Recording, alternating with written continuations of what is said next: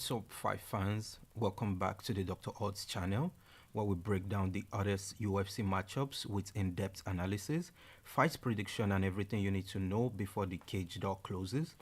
Today, we're taking a deep dive into the exciting matchup between Dricus du Plessis and Strickland.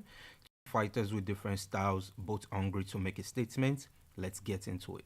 Just to recap the last card, it was unfortunate to see Israel lose again, taking its third loss in a row and second MMA career knockout loss. Overall, we went 8 wins and 3 losses on the prediction, looking to do better than this on the upcoming card. On the first card of the night, we have Hyunsung Park taking on Nyamjargal Tunmendemberel. Hyunsung Park is a dynamic and well-rounded fighter with strong striking and a solid ground game. He is known for his technical precision, speed, and ability to adapt during fights. Park has been making waves in the UFC and is eager to climb the rankings. On the other side, we have Nyamjargal Tunmendemberel, a powerful grappler from Mongolia with a relentless wrestling game.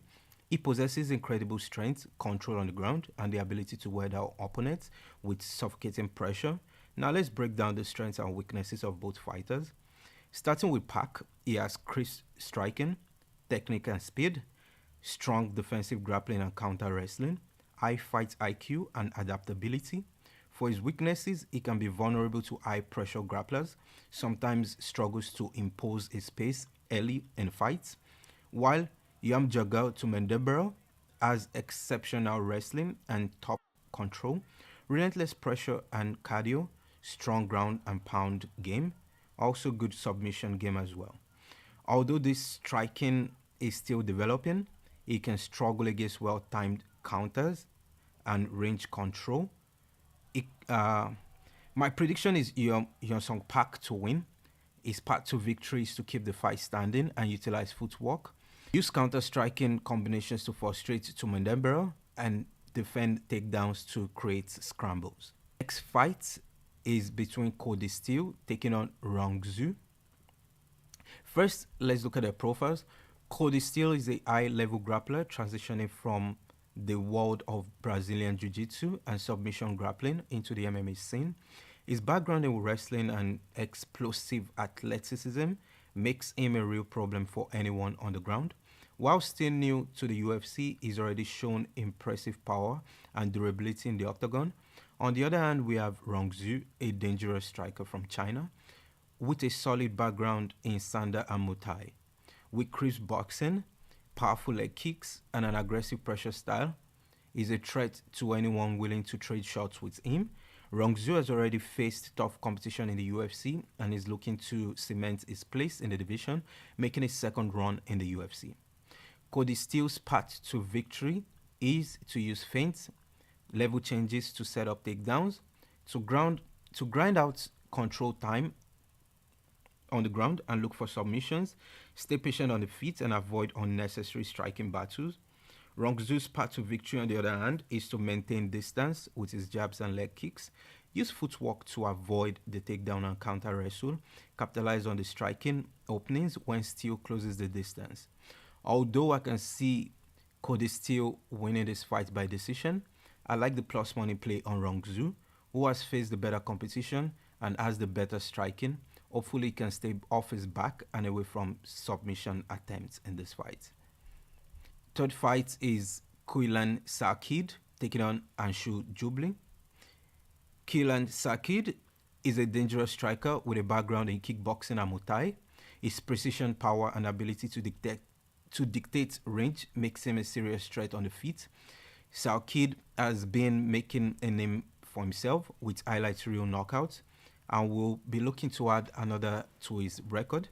On the other hand, we have Anshul Jubli, a well-rounded fighter from India, who brings a mix of strong wrestling and striking fundamentals. Jubli's high IQ in his fights, composure under pressure, and ability to mix up his attacks makes him a strong opponent for anyone in the division. Quillan has a sharp and powerful striking.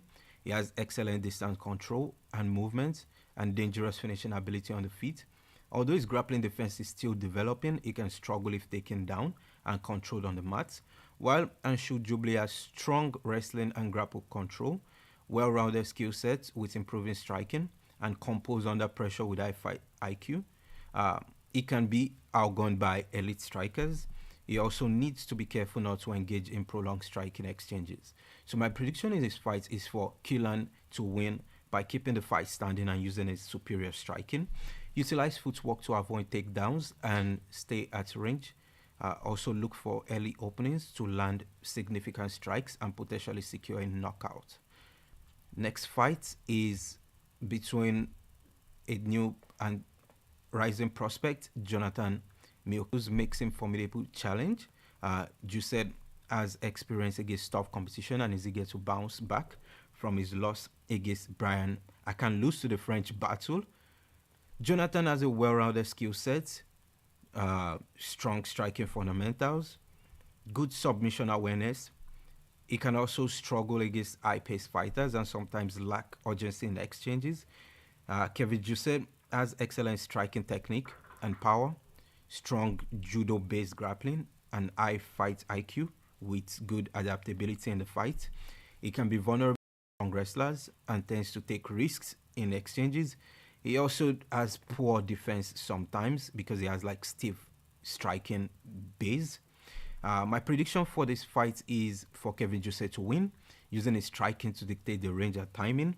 Stay patient for counter opportunities while working out his takedown each round to secure a decision victory. Next fight, closing out the early prelims, is the most anticipated fight. Colby Thicknesse taking on Aleksandre Topuria. The fight is going to be taking place in the bantamweight division. First, let's take a look at Colby Thicknesse, longtime training partner of former UFC featherweight champion Alexander Volkanovski. Colby Thicknesse is a dynamic striker with exceptional footwork and an aggressive pace. He's known for his precision, high volume attacks and ability to dictate the tempo of the fight. Thicknesse is hungry for success and will look to showcase his striking dominance and wrestling background in this matchup. On the other hand, we have Aleksandre Topuria, older brother to current featherweight champion Ilia Topuria. Aleksandre is a well-rounded fighter with devastating power and high-level grappling. He's a dangerous submission threat and possesses knockout ability in both hands. Topuria has been able to get 3 knockout victories in a row. This impressive win streak secured him a UFC contract and is ready to prove he belongs amongst the best. Colby Thicknesse's strengths includes his high volume striking and precision, excellent footwork and cage control, strong endurance and ability to push the pace. And for weakness, he is susceptible to strong grapplers and needs to improve takedown defense against high-level wrestlers. Aleksandre Topuria has heavy hands with one-punch knockout power, high-level Brazilian Jiu-Jitsu, and submission skills. He also does have strong wrestling and top control.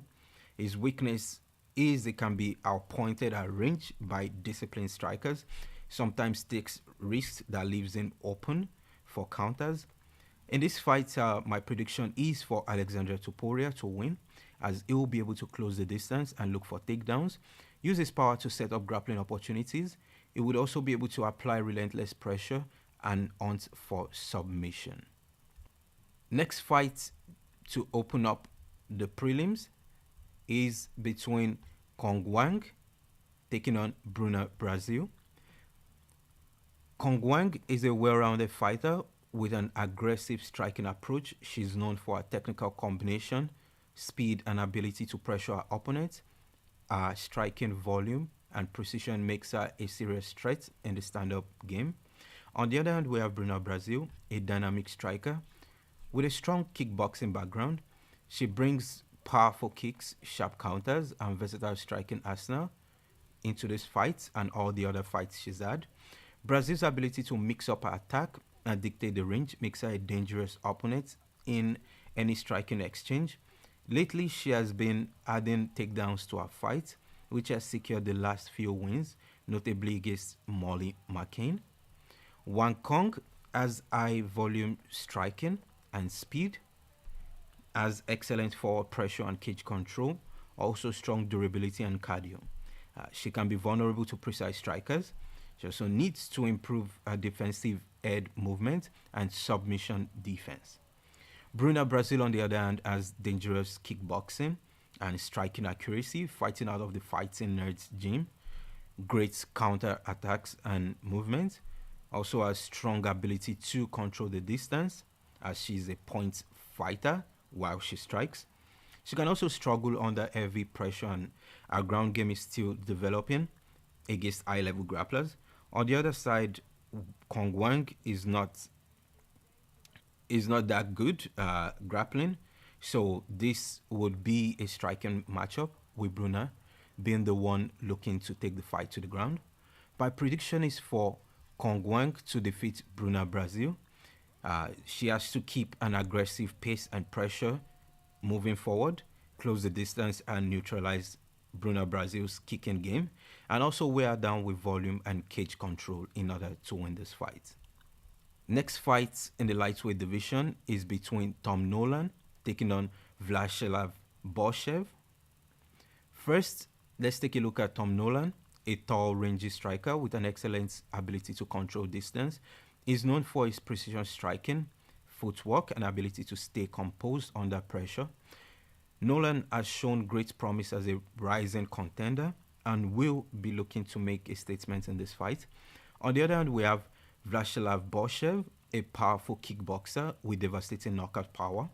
He comes from a strong striking background and is known for his technical kickboxing and ability to end fights in an instant. Borshchev's kickboxing experience and knockout ability makes him a dangerous opponent in any striking exchange.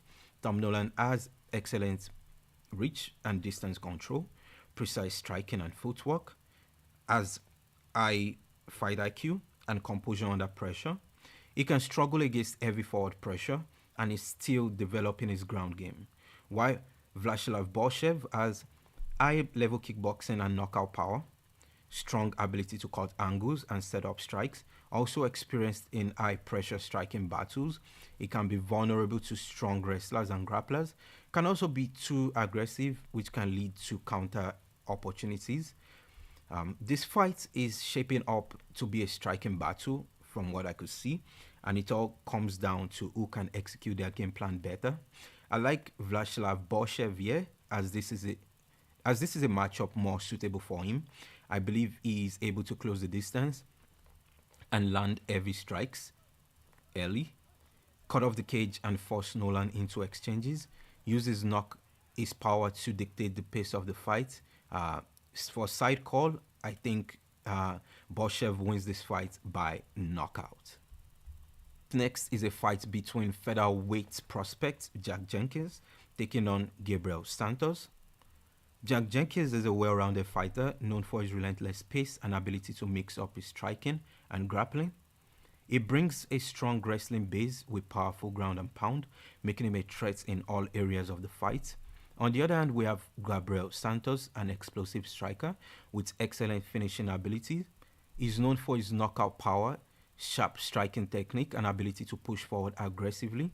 Jack Jenkins' strengths includes his strong wrestling and top control, relentless pace and cardio, powerful ground and pound.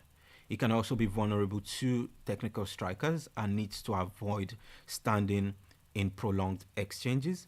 Gabriel Santos, on the other hand, is very explosive. He's an explosive striker with knockout power, strong takedown defense he possesses, and has an excellent ability to create openings with feints and movements. For weakness, he can struggle against high-level grapplers. He needs to manage his energy output in later rounds effectively. In this fight, I think Jack Jenkins' abilities to mix his wrestling and control the pace gives him the edge. Fight will be taking place in his hometown, so I expect him to push the grappling, wear down Santos, and potentially take a decision win. He needs to avoid the prolonged striking exchanges and wrestles, utilize the leg kicks when distant, as this is the key to controlling range when staying busy in the fight. First fight on the main card is between Jake Matthews taking on Francisco Prado. First, let's take a look at Jake Matthews, who is a UFC veteran, known for his well-rounded skill sets, durability, and fight IQ. He has solid striking, strong grappling, and a wealth of octagon experience that makes him a dangerous opponent for anyone. On the other hand, we have Francisco Prado, a rising prospect with explosive power and an aggressive fighting style. Prado loves to push forward, overwhelm his opponents with pressure, and finish fights early. For Jake Matthews, he has strong all-around skill sets in striking, wrestling, and submissions, great durability and fight experience, effective striking, and defensive awareness. Jake can be outpaced by aggressive fighters and sometimes struggles with consistency in his game plans. Francisco Prado has explosive power and knockout ability, relentless forward pressure, and high output. He also has strong finishing instinct, especially in the early rounds. He has less experience against high-level competition and can also leave openings for counters and takedown, which wouldn't be good for him, especially if he loses this fight. He could face the possibility of being cut from the promotion. So in this fight, I do predict Jake Matthews to win. He's the more experienced fighter. He has the wrestling ability to control the pace of the fight, mixing grappling to neutralize Prado's aggression and stay patient and capitalize on the defensive openings. So give me Jake Matthews to win this fight by decision. Submission is the side call, but over 1.5 would be the bet of the fight. 2.5 also would also be a very good bet as well. Next fight in the light heavyweight division is going to be between Jimmy Crute taking on Rodolfo Bellato. First up, let's talk about Jimmy Crute, a fighter with a proven record of ferocious striking and dominant ground game. 4 losses. He's known for his heavy hands and relentless pressure in the cage. On the flip side, we got Rodolfo Bellato, a Brazilian jiu-jitsu phenom with one of the most decorated grappling careers in the sport. Bellato coming into the UFC with an undefeated MMA record and brings a fresh level of excitement to the middleweight division. What makes Bellato a dangerous opponent, especially to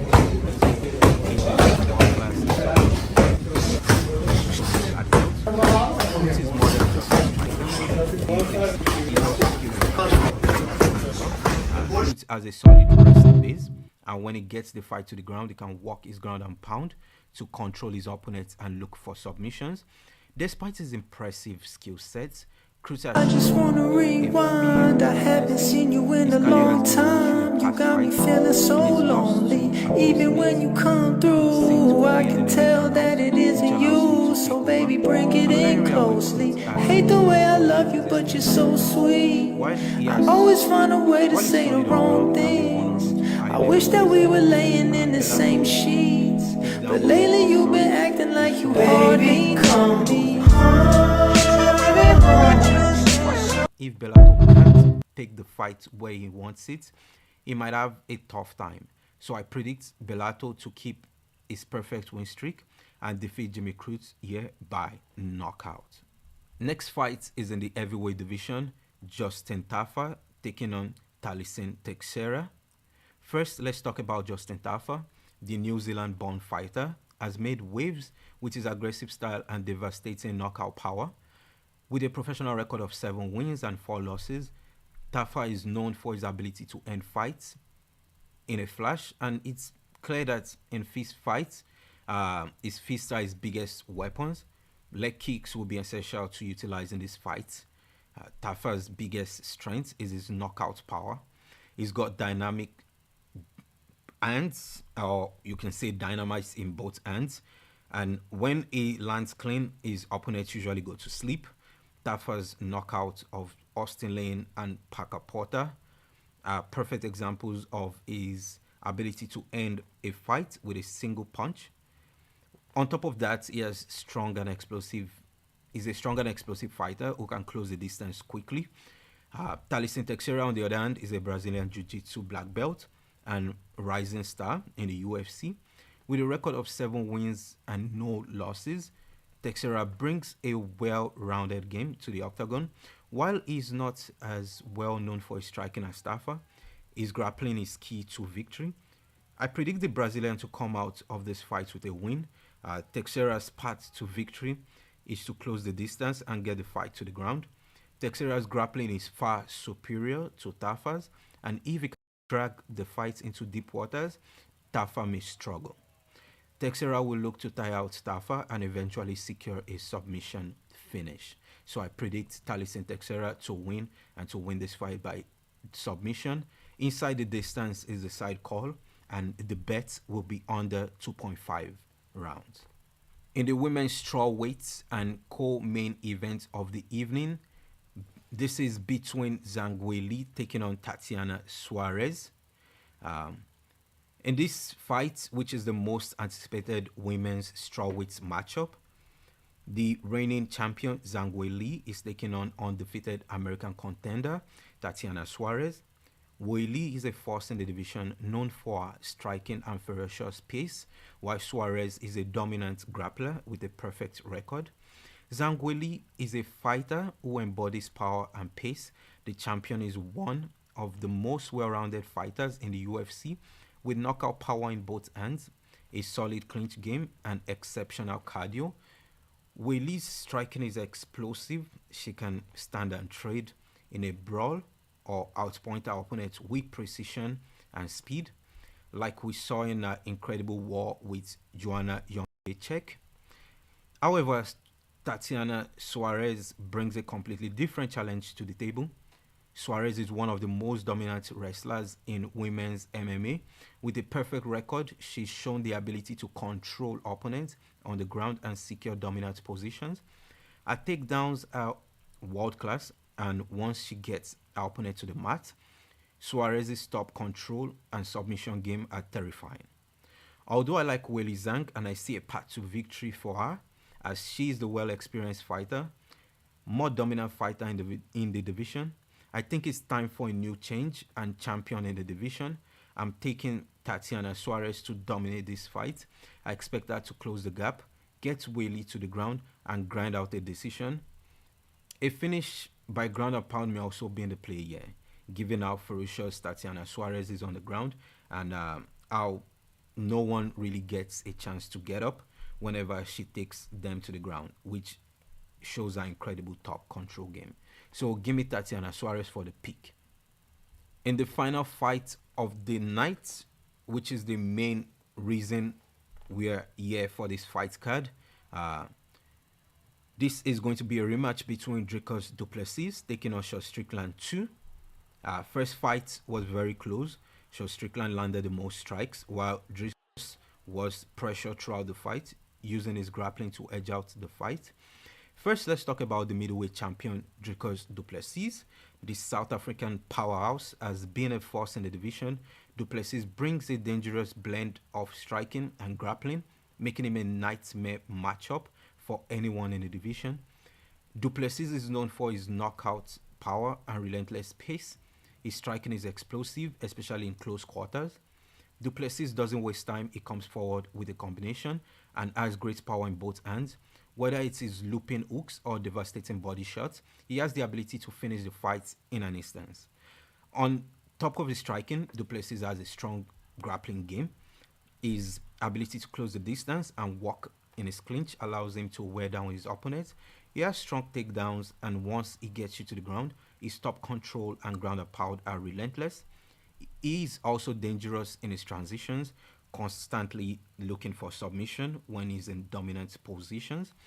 Strickland, on the other hand, has built an entire career on a no-nonsense approach to striking. He's known for his crisp technical boxing, his incredible ability to avoid damage. Strickland's biggest strength is his striking. He's one of the most technically sound boxers in the UFC. His jabs is his bread and butter. He uses it to control distance, set up his combination. He also has very good or is very good even walking behind the jab, closing the distance with precise footwork. Strickland doesn't rely on power. Instead, he overwhelms his opponents with volume and pressure.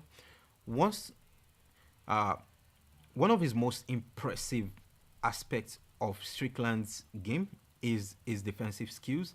He's got fantastic head movement, he's solid guard, and is able to roll with punches, making him tough to hit cleanly. His cardio is also elite, allowing him to fight at a very high pace and keep the pressure on his opponents for all 5 rounds.